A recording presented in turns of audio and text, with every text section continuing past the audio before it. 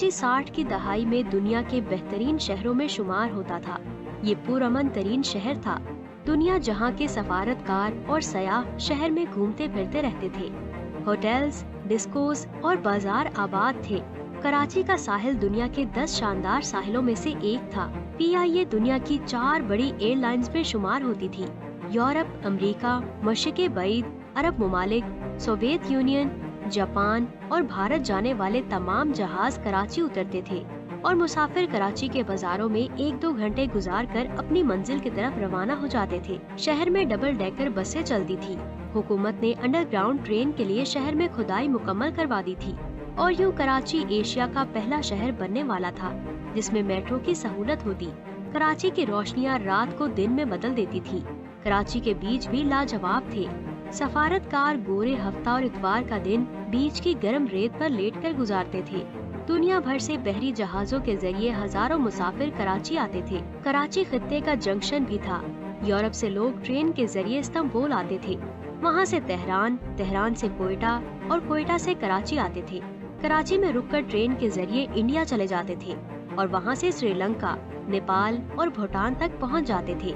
कराची में दुनिया की जदीद तरीन मसनूआत मिलती थी। ये शहर बड़ी गाड़ियों की बहुत बड़ी मार्केट होता था। जापान, यूरोप और अमेरिका से महंगी गाड़ियाँ कराची आती थी और कराची के सेठ बाकायदा बोली देकर ये गाड़ियाँ खरीदते थे। यहाँ का रेलवे स्टेशन दुनिया के बेहतरीन स्टेशंस में शुमार होता था। ट्रेनें जदीद, साफ सुथरी और आरामदेह थी और इनमें खाना भी साफ सुथरा और मयारी मिलता था। ज्यादातर सफारतकार रिटायरमेंट के बाद कराची में कयाम के मंसूबे बनाते थे और यहाँ प्रॉपर्टी खरीदने की कोशिश भी करते थे। शहर साफ सुथरा था, फिजा बहुत अच्छी थी। सर्दियों और गर्मियों में दर्जा हरारत मोतदिल रहता था। ब्यूरोक्रेसी पढ़ी लिखी, मुहिब्बे वतन और कोऑपरेटिव थी और हुकूमती ओहदेदार आला तालीम याफ्ता और कल्चर्ड थे। लोग बहुत ज्यादा मेहमान नवाज थे। शहर में किसी किस्म की टेंशन और खौफ नहीं था। कराची के किसी सफारत खाने के सामने सिक्योरिटी गार्ड या पुलिस नहीं होती थी। सफारतकार अपने हाथ से सफारत खाने का गेट खोलते और बंद करते थे। पाकिस्तान के लिए किसी मुल्क के वीजे की जरूरत नहीं होती थी। पाकिस्तानी शहरी जहाज में सवार होते थे, यूरोप के ममालिक में उतरते थे और इन्हें एयरपोर्ट पर वीजा मिल जाता था। इसकी वजह बहुत दिलचस्प थी। पाकिस्तान उस वक्त दुनिया का वाहिद मुल्क था जिसमें सिर्फ उन लोगों को पासपोर्ट दिया जाता था जो वाकई ही जेन्युइन मुसाफिर होते थे। पाकिस्तानी शहरियों को पासपोर्ट के हसूल के लिए अपने खुशहाल होने, साहिबे जायदाद होने और सफर की वजूहात के सबूत देना पड़ते थे। कराची का मयारे तालीम पूरे खित्ते में बुलंद था।